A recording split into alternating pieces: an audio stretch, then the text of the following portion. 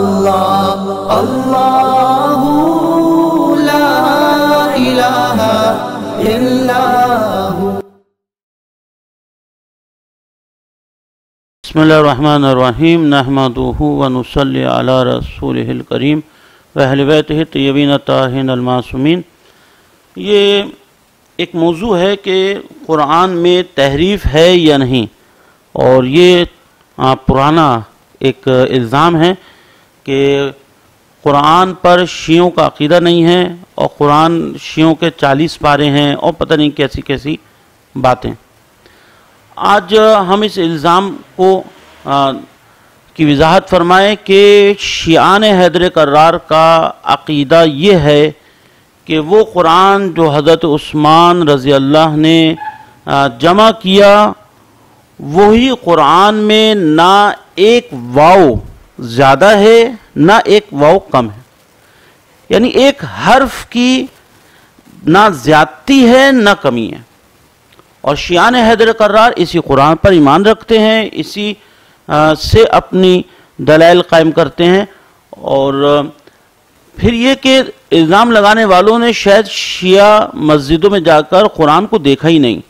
اکثر جو مرحومین کے اصالہ ثواب کے لیے سپارے رکھے جاتے ہیں وہ تاج کمپنی کے چھپے ہوئے ہوتے ہیں، اور جہاں ترجمہ کی ضرورت ہوتی ہے وہاں شیعہ مسلک کے جو ترجمہ کرنے والے علماء ہیں ان کا قرآن ہوتا ہے۔ جس طرح ہر مسلک کے عالموں نے اپنے انداز سے بہرحال قرآن کا ترجمہ کیا ہے، جیسے یہ قرآن ابھی ہمارے پاس ہے، یہ کنز الایمان اور ما تفسیر خزائن العرفان امام احمد رضا خان بریلوی رحمۃ اللہ علیہ کا یہ۔ تو قرآن پہ شیعان حیدر کرار کا پورا ایمان ہے۔ ترجمہ جس طرح تمام مسالک والے علماء اپنے الگ الگ ترجمہ کرتے ہیں، ترجمہ بھی کوئی خاص فرق نہیں ہوتا بہرحال، تو شیعان حیدر کرار کے مترجم بھی ہیں، انہوں نے ترجمہ کی ہیں۔ یہ کہ شیعان حیدر کرار کا اس قرآن پر ایمان ہے، تو وہ قرآن جو شیعان حیدر کرار کی روایات میں ملتا ہے کہ مولا علی نے جمع کیا تھا، وہ کیا ہے؟ دیکھیں، ہمارا عقیدہ یہ ہے کہ جب رسول خدا صلی اللہ علیہ وآلہ وسلم کی اس دنیا سے پردہ کرنے کے بعد مولا کائنات علی ابن ابی طالب نے بیٹھ کر قرآن کو جمع کیا۔ قرآن جمع کیا اس طرح جو شان نزول کے لحاظ سے تھا، اور رسول خدا صلی اللہ علیہ وآلہ وسلم ہر نزول آیت پر اس کی تفسیر بھی لکھاتے تھے۔ مولا کائنات نے وہ تفاسیر بھی جمع کی تھی۔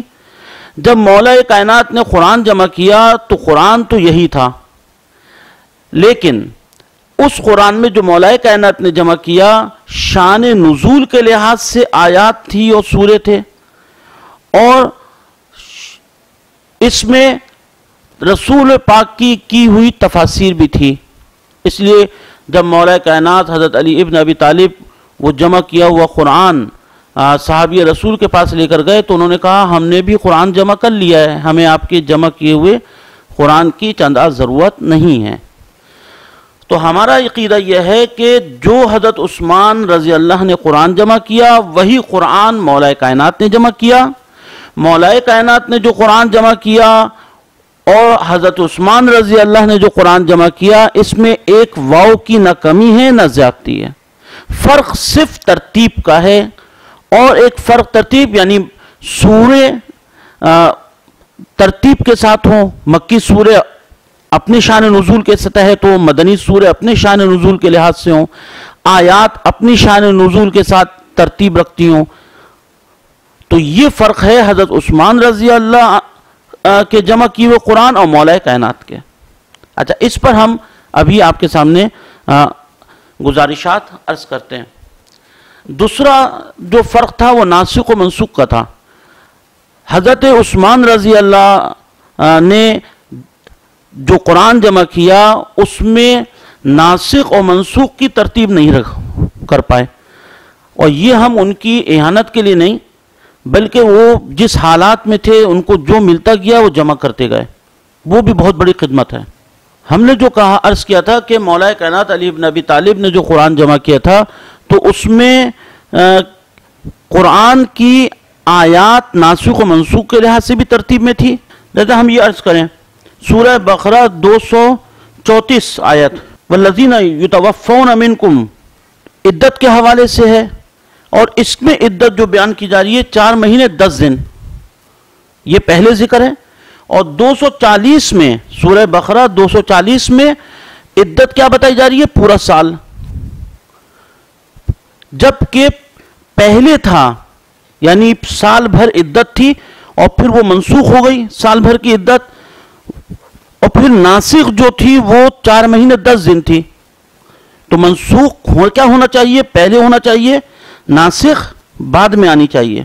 لیکن موجودہ قرآن میں 234 آیت جو ہے اس میں ذکر ہے 4 مہینے 10 دن یعنی، اور دوسری جو بعد میں آیت آ رہی ہے اس میں کیا ہے؟ پورا سال. اب پڑھنے والا کیا سمجھے گا کہ آیا پہلے 4 مہینے 10 دن تھی اور 4 مہینے 10 دن کی عدت منسوخ ہو گئی اور اب ناسخ ہے پورا سال. اب ملت اسلامیہ عدت پورا سال گزارے، حالانکہ بات اس کے الٹ ہے. لیکن یہ بات احادیث میں اور محدثین نے واضح کر دیا. اس میں نعوذ باللہ قرآن پر کوئی حرف نہیں آتا، لیکن کہنے کا مقصد یہ ہے ناسخ ہونا چاہیے بعد میں، منسوخ ہونا چاہیے پہلے، جبکہ موجودہ قرآن میں اس کے برعکس ہے. ایک دوسری مثال لے لیں سورہ ہود کی. زیادہ مثالیں دینے کی بہرحال ہمیں چند ضرورت نہیں ہے. اس میں دیکھ لیں حضرت نوح کا واقعہ. آیت پہلی جو آیت ہے وہ کہہ رہی ہے کہ اللہ نے حکم دیا سیلاب کو، پانی کو، زمین اس پانی کو پی لے، اور حضرت نوح کی کشتی جودی، کوہ جودی پہ جا کے ٹھہر گئی. یہ آیت پہلے آ گئی، پہلے کشتی کوہ جودی پہ ٹھہر گئی، پانی سارا زمین پی گئی. اب اس کے بعد آیت کیا ہے؟ یا نادى نوح ربہ فقال رب انی ان ابنی من اہلی. حضرت نوح کہہ رہے ہیں کہ معبود یہ میرا بیٹا ڈوبنے والا ہے، اس کو یعنی بچا لے، یہ میرے اہل میں سے ہے. جب کوہ جودی پہ کشتی ٹھہر گئی، زمین سارا پانی پی گئی، تو پھر حضرت نوح کا بیٹا کہاں ڈوب رہا تھا؟ تو پہلے یہ آیت ہونا چاہیے تھی، بعد میں یہ والی آیت ہونا چاہیے. پھر ہم عرض کریں اس سے قرآن کی حرمت، اس کے تقدس پہ کوئی حرف نہیں آتا. صرف یہ بیان کرنا مقصد ہے کہ شیعان حیدر کرار اگر یہ عقیدہ رکھتے ہیں کہ مولا کائنات علی بن ابی طالب نے منسوخ کے لحاظ سے بھی ترتیب کا خیال رکھا تھا اور آیات کی ترتیب کے حوالے سے بھی ترتیب کا خیال رکھا تھا. سورہ ہود 44 آیت اور 45 آیت، اس کا ترجمہ پڑھیں اور غور کریں تو آپ بھی یقیناً اس کا انکار نہیں کر سکتے کہ صحابہ کرام رضوان اللہ تعالی علیہم ان کے ایسے حالات میں تھے جیسے آیات صحابہ سے ملتی گئیں. حضرت عثمان ابن عفان کے جو معین کردہ صحابی تھے انہوں نے ان آیات کو جمع کرنا شروع کر دیا. یہاں آیات کی ترتیب کے حوالے سے ایک اور مثال دے دیں. تفسیر طبری ہے جلد 1 صفحہ 51 ہے، ابو الفتوح جلد 2 صفحہ 346. اس میں الیوم اکملت لکم دینکم یہ قرآن کی آخری آیات میں سے ہے، جبکہ ابھی کیا ہے 6 پارے میں. پھر آپ تاریخ القرآن کے صفحہ یعنی کہ 58 اتقان جلد 1 صفحہ 25، اس میں مکی صورتیں اور مدنی صورتوں کی ترتیب دی ہے ان دونوں کتابوں میں.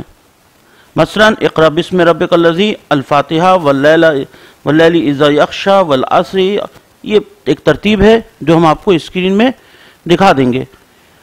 تو اتقان میں اور تاریخ القرآن میں جو ترتیب دی ہے اور موجودہ قرآن میں وہ ترتیب نہیں ہے. یہ تو ایک واضح بات ہے کہ مکہ میں رسول خدا رہے تو جو یعنی کہ صورتیں ہیں وہ صورتوں اس ترتیب کے ساتھ ہونا چاہیے. پھر مدینہ آ گئے لیکن موجودہ قرآن میں ایسا نہیں ہے. پھر ہم عرض کریں کہ اس سے قرآن کے نہ تقدس میں کوئی کمی ہے، نہ ہم یہ کہہ سکتے ہیں کہ قرآن میں تحریف ہو گئی ہے. یہ بات ہم واضح کر دیں. تحریف قرآن کا الزام شیعان حیدر کرار پر ہمارے برادر اسلامی علماء نے لگایا ضرور، لیکن ہم یہ بات واضح الفاظ میں کہتے ہیں، تحریف قرآن پر نہ شیعوں کا عقیدہ ہے، نہ برادران اہل سنت کا عقیدہ ہے، اور نہ تحریف قرآن واقع ہوئی ہے۔ ترتیب میں سوروں میں بھی فرق آیا ہے، یعنی نہ سوروں میں ترتیب ہے نہ آیات میں ترتیب ہے۔ ناسخ و منسوخ کا معاملہ بھی اپنی ترتیب پہ نہیں ہے، لیکن قرآن پورا یہی ہے، نہ ایک واو کم ہے نہ ایک واو زیادہ ہے قرآن اپنی۔ اور اس میں ہم اب انشاءاللہ اگلے درس میں ہم عرض کر دیں گے کہ ائمہ علیہم السلام نے وہ قرآن جو حضرت عثمان ابن عفان رضی اللہ نے جمع کیا، اس پہ ائمہ علیہم السلام کے ہمارے کیا فرامین ہیں۔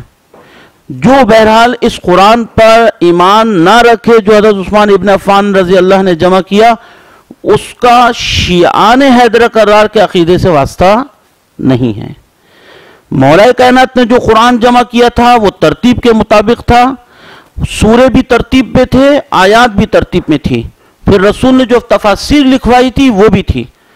وہ قرآن مولا کائنات سے جب صحابہ رسول نے نہیں لیا تو مولا کائنات نے وہ قرآن ان کو نہیں دیا۔ اللہ اللہ